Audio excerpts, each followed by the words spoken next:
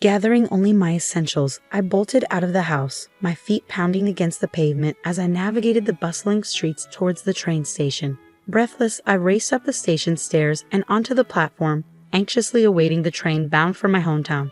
As I stood there, attempting to quell my rising anxiety, I scanned the area nervously, half expecting someone to be tailing me, though I couldn't fathom the reason for my sudden flight.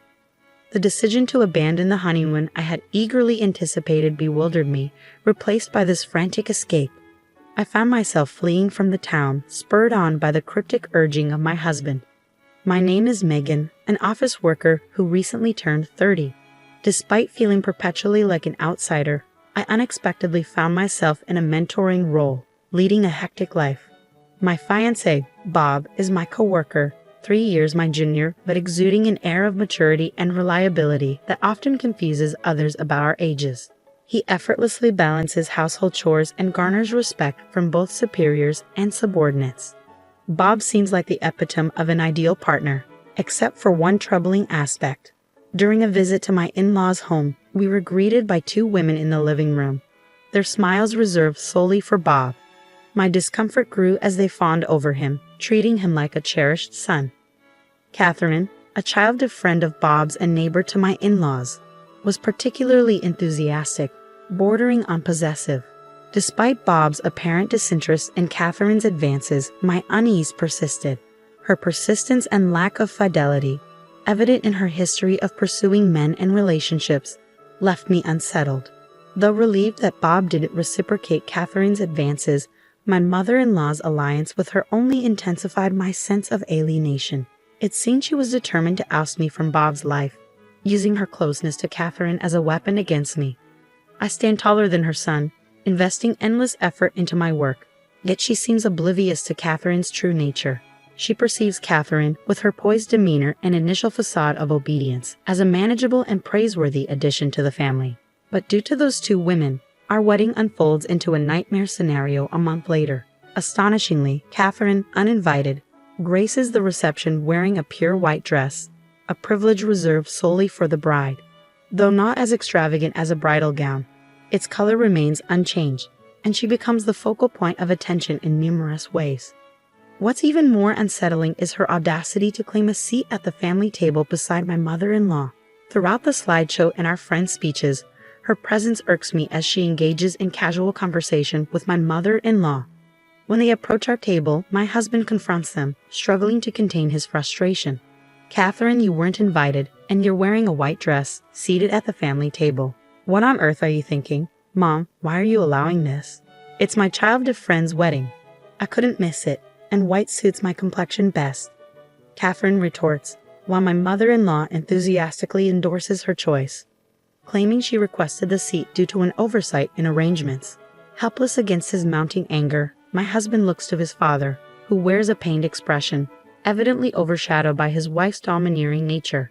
Despite our year-long anticipation for this day, frustration threatens to overwhelm me. Yet, I refuse to give them the satisfaction of seeing my tears. With a forced smile, I lift my gaze to Catherine, determined not to let her disrupt our special day. I observed a slight twitch at the corners of Catherine's eyes as I addressed her. How considerate of you to join the celebration, even without an invitation, Catherine. You truly are a thoughtful friend, aren't you? Her response was a grimace, countered by my remark about sharing her meal. My mother-in-law, sensing the opportunity to change outfits, swiftly interjected, "Oh dear, it's almost time for me to change. Please step back. I'm terribly busy after all. I am the main event." With practiced calmness, the attendant by my side gracefully urged others to make way for the newlyweds, ensuring the smooth flow of the reception. Catherine shot me a momentary glare with eyes that seemed almost demonic, before masking her expression with a saccharine smile and departing. I refused to be a damsel in distress, thanks in part to the excellent service of the attendant and the rest of the staff. Despite my exhaustion, the reception proceeded smoothly, with genuine blessings from everyone except those 2. Following our wedding, my husband and I decided not to immediately move in together, anticipating job transfers at the end of the fiscal year. We planned to meet for our honeymoon in Italy, departing from our respective homes to enjoy a romantic rendezvous. My excitement for our Italian getaway, my first overseas trip, was palpable. However, on the day of our honeymoon, as I nervously checked and rechecked my suitcase, my husband's frantic call shattered my anticipation. His urgent plea to cancel the honeymoon and return to my parents' home left me stunned and bewildered, with no explanation forthcoming. I stared at the phone, the abrupt disconnection leaving me bewildered. What could be happening? The frantic tone in my husband's voice had shattered my good mood, plunging me into a whirlpool of worry. Could he be involved in some sort of crime? The mere thought sent shivers down my spine. Forcing my trembling legs to move, I made the decision to heed my husband's instructions and return to my parents' home. Naturally, my arrival threw my parents into a panic. Their daughter, supposed to be off on her honeymoon, now stood before them with a pallid face. Witnessing my mother-in-law's disgraceful behavior at our wedding only heightened their concern. Despite my desire to explain the situation, I found myself at a loss. I didn't even know why I was there. Then, a call from an unknown number pierced through the tense atmosphere. Instinctively sensing something amiss, I answered, bracing myself for the worst. It was the police. With a much gentler tone than I anticipated, the officer explained the reason for their call. We received a report about 2 women causing a disturbance at your apartment door. We've taken them into custody. The older woman claims to be your mother.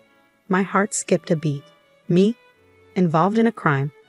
As I listened, I realized I had left the call on speakerphone, and my mother's bewildered shout echoed through the room. Even the police officer on the other end seemed surprised by the unexpected turn of events. I stood there, momentarily dumbfounded, before the realization hit me like a ton of bricks. The older woman the police mentioned, it had to be my mother-in-law, and undoubtedly, Catherine was with her. But why were they here on the day of our honeymoon? I had a sinking feeling they were the cause of my husband's panic. Our flight had departed hours ago, yet here we were, robbed of our dream honeymoon in Italy. No Venice, no pizza, no pasta, no tiramisu. All the delights I had been eagerly anticipating. It felt like a cruel joke, one I was not inclined to forgive. Those people are complete strangers, I stated firmly to the police officer, with my mother seated beside me. Suddenly, my mother-in-law's voice pierced through the phone, shrill with indignation. The officer quickly ended the call, thanking me for my cooperation. It was clear they had concocted this absurd scheme to cause me harm. Hours passed, and my husband finally arrived at my parents' house late into the night. As I suspected, it was indeed my mother-in-law and Catherine who had been detained by the police. They had discovered our plans to meet at the airport and hatched a plan to sabotage our honeymoon. Catherine intended to fabricate a story to my husband, claiming I had run off with another man, while my mother-in-law plotted to replace me on our trip. Their short-sightedness was astounding. Did they really believe they could seamlessly take my place at the last minute without consequences? But their sinister plan didn't end there. They had arranged for me to be taken to my mother-in-law's unemployed brother, a man I had never met. My husband's swift action, spurred by a call from his father, thwarted their nefarious plot. He'd arrived just in time to prevent further chaos. After sorting things out with the police, my husband apologized profusely for their actions and our ruined honeymoon. Exhausted from the day's events, he looked worn out, a stark reminder of the lengths he went to protect us from their madness. I couldn't bring myself to blame my husband, but my fury toward my mother-in-law and Catherine knew no bounds. Their actions were unforgivable, and I vowed never to forgive them, no matter what. From that day forward, I shifted from a defensive stance to an offensive one.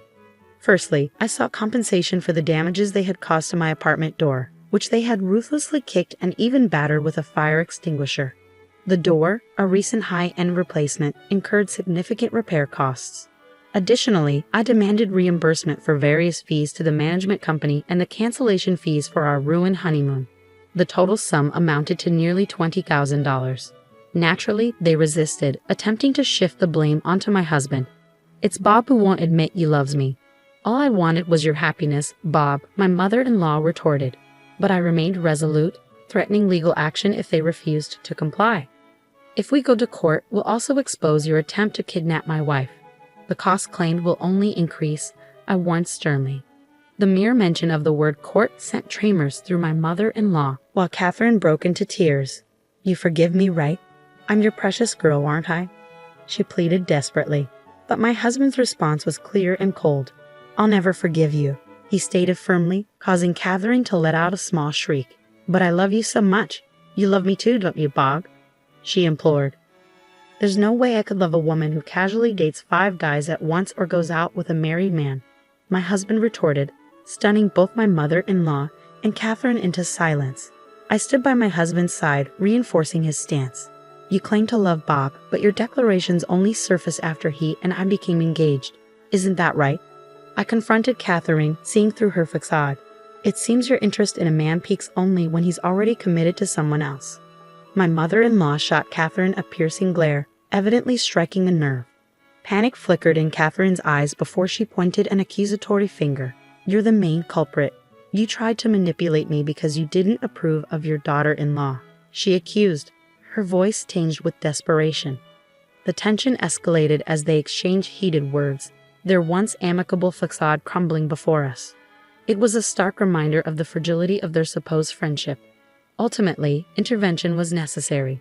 Catherine's parents and my father-in-law stepped in, and it was decided to divide the claim amount evenly between both parties.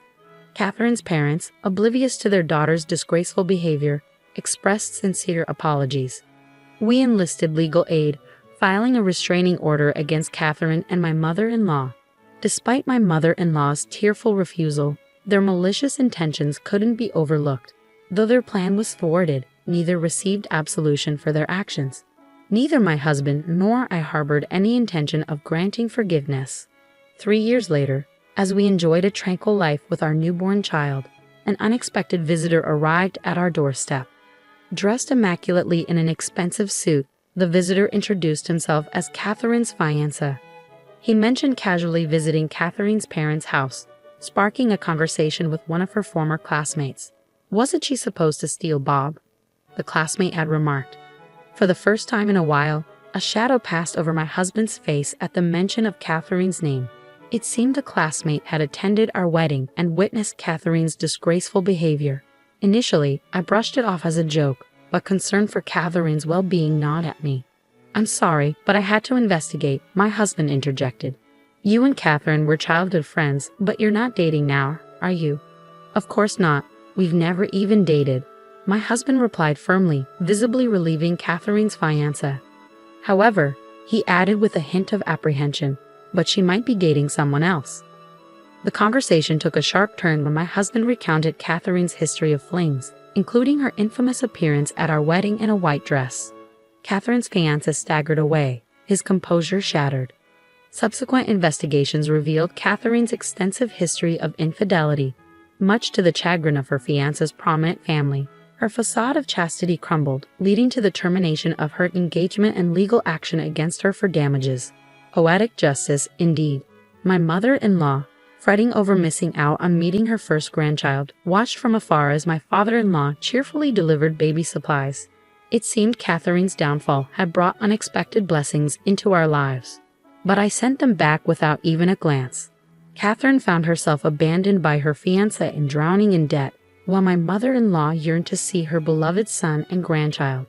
Now, as neighbors, they engage in heated disputes at every encounter, much to the discomfort of those unfortunate enough to witness. Hey Megan, how about we visit the Miami Seaquarium on the 2nd day and head to Key West on the 3rd? I've heard about the overseas highway, my husband suggested, trying to lift our spirits. That sounds beautiful. I'm also craving seafood at a Cuban restaurant, I replied, envisioning the adventure ahead. And I can't wait to swim with the fishies. As our son approaches his 3rd birthday, we're planning a honeymoon we never had. Our destination, Florida. Our main goal, to show our son dolphins, of course, and to indulge in all the culinary delights the Sunshine State has to offer, especially Cuban cuisine. Italy may still be a dream on the horizon, but with my husband by my side, I know we can make it happen. After all, every day feels content and happy with him.